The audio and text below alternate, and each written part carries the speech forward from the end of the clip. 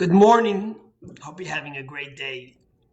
I was in the middle of thinking about what our Torah to say, and I saw this beautiful post on Facebook from a man, Dov Lipman. Dov Lipman was a Knesset member for Yesh Atid, actually, an observant man, but he was a Knesset member for Yesh Atid, and now he has a radio show, etc., etc. And he said that this morning, only a few hours ago, he was in a bakery in Israel, and he saw that right in front of him was standing Nathan Sharansky, the famous, later Knesset member, but the famous heroic Jew who sat in prison for so many years fighting communism and because he was a Jew and oppressed.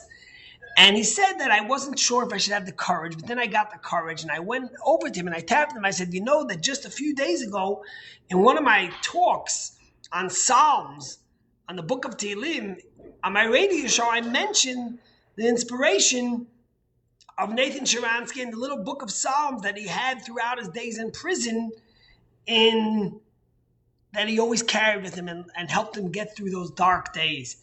And without skipping a beat, Nathan Sharansky puts his hand in this pocket and pulls out the Psalms and he opens it up. And Dov Lipman says he was amazed. He says, wow, you carry it wherever you go? And without skipping a beat, Nathan Sharansky looks back at him and says, no, it carries me wherever I go. This book goes back to the 1980s, and I want to tell you the story about this Tehillim. It's one of the most remarkable stories. But first, I want to tell you a thought on this week's Torah portion and connect it.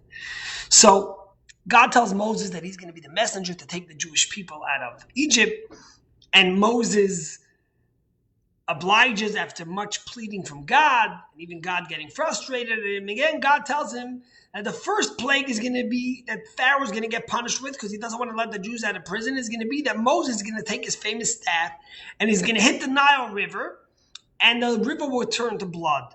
The second plague will be that Moses will hit the river and a frog will come out and it will multiply and multiply as it gets hit, and it will fill the entire Egypt.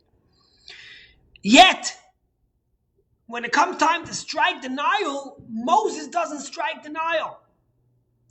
Both times, who strikes the Nile River? It's Aaron, his brother. He takes Moses' staff and he strikes it, but not Moses himself. And same thing with the third plague, which is the kinin, the lice, which goes and you take Moses is instructed to take the earth from the ground. Again, it's Aaron who does the hitting and not Moses. But the other 7 plagues, Moses is the one who hits it. So the question is, if it's Moses' staff, and Moses is the one that's hitting it, and Moses is the one that's doing it, why can't Moses actually strike the Nile? And the commentators tell us something very fascinating. Years earlier, when Moses was a baby, it was the Nile River that saved Moses from drowning. And therefore, since it was the Nile River that saved Moses from driving, God didn't want Moses to be the one to strike it. And the same thing was with the earth. The earth is where Moses hid the Egyptian that he killed. And since it helped him, God didn't want him to strike it. But the question is, that's ridiculous. Does the Nile River have feelings? Would it have felt or understood, that Moses is striking me after I saved it? Besides, Moses is 80 years old now. The Nile River saved him years ago when he was a baby, 79, 80 years ago, or when he was a young teen. So now, 70, 80 years later, he has to worry about striking it? Isn't that this famous thing? Say, hey, Johnny, what have you done for me lately? Moses could have said, what have you done for me lately? But he didn't. And the answer is a very simple one, but a very profound one. God was teaching Moses and all of us an important message. And it's the message of gratitude for the people that help us in our life. Sometimes people have a hard time showing the gratitude deserved to the people who have made them successful in their lives. Isn't that, I think Mark Twain said, he said, you take a starving dog and you feed it, it'll never bite you, unlike a human being. Or was the guy who says, why does he hate me so much? I've never done anything good for him. Generally, people sometimes have a hard time recognizing and appreciating the people who have made profound differences in their life. It says a story about this wealthy man who once helped someone. He literally saved him from bankruptcy, and he helped him in a tremendous way. And the guy came crying to him to say, "Thank you so much. I'm so appreciative." And when he gave him whatever he did to help him, the rich man also gave him small pebbles. He says, "Why are you giving me small pebbles?" He says, "Oh, because I know one day you might think of throwing stones at me and finding reasons to be upset at me. So I'm hoping that when you throw stones, they're small pebbles." But why is it that people have such a problem with people that have helped them and made a profound difference in their life? And the answer is that sometimes people feel that if I have to give recognition and appreciation and gratitude to someone for helping my life, it takes away from me. It makes me smaller. It makes me not the great man I am. And what the Torah was teaching us through Moses 80 years later, even though you could have said even more so, the Nile River didn't do anything to save Moses. It was just doing what it does. It lets things float on it. So why should Moses not strike it? And the message was, so many times we try to find imperfections or reasons to hate or to be upset at the people who help us. Or we say, "Oh, he didn't do it for me. He was doing it for himself. So why should I give him credit?" No, says the Torah. When someone does something to help you, don't start looking into their intentions. Don't start finding reasons not to show gratitude, because it takes away from your smallness. It makes you greater. And it's irrelevant of why they did it. If they helped you, you have to show gratitude. And there's no greater message than looking at the greatest leader of all time, Moses, and how 80 years after he was saved by the Nile River, he refuses to strike it. And that's why it was so profound to me to think about what Dov Lipman said Nathan Sharansky told him. 40 plus years after that little psalm saved him through his days in prison in the Soviet Union, he said, "It still carries me." He never forgot what the Tehillim did for it. Not only didn't he forget, but he wouldn't even say, "Yes, I carry it all the time." He says, "No, it still carries me." Now, let me tell you something about this psalm.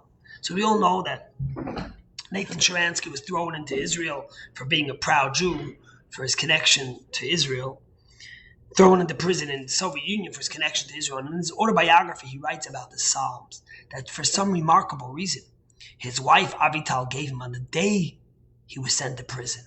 And it happened to be the yahrzeit of his father.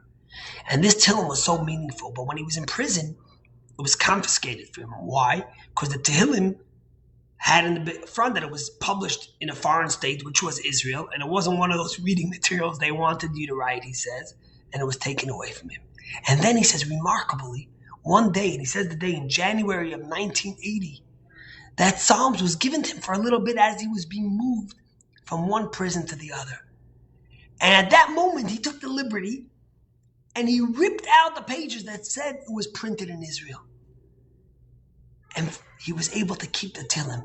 And he said how in the darkest days he had the Tehillim, and he was able to read the Psalms of King David. And King David speaks about his struggles and how people are trying to kill him. And it gave him meaning, the fact that his wife gave it to him on the last day before he left the prison. And it was the yahrzeit of his father. And suddenly King David wasn't just a hero, but he was a vulnerable man, and it gave him strength.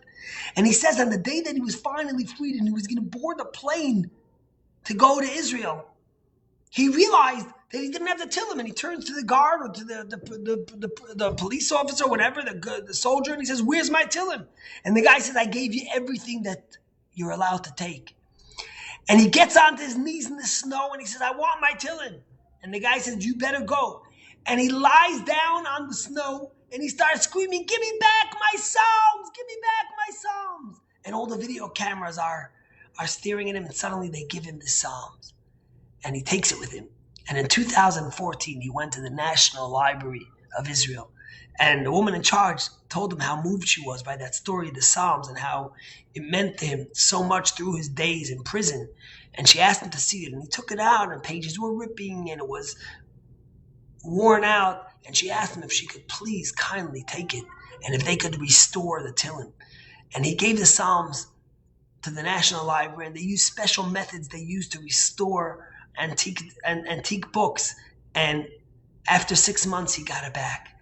And when Dov Lipman posted this story today on Facebook, it moved me so much that when he saw Nathan Sharansky, not only did Nathan Sharansky pull out the Psalms and said that he had it, but when Dov Lipman says, "Does it carry you?" Do you carry it with you wherever you go? He says, no, it carries me. Nathan Sharansky never forgot the gift of the Tehillim and how it saved him through his years of struggles 40 plus years ago. Moses never forgot, on a separate and a different way, what the Nile River did for him. We should never forget our gratitude for the blessings in our life, for the people that help us. And you know what? By giving gratitude and appreciation, it makes us bigger, not smaller. That's what Moses did. And he was our greatest leader. Have a great day. If there's somebody in your life that you owe gratitude to and you've been denying it, now's the time. Pick up that phone. Take that opportunity to say, this guy made all the difference in my life. This lady, this person. Have a great day.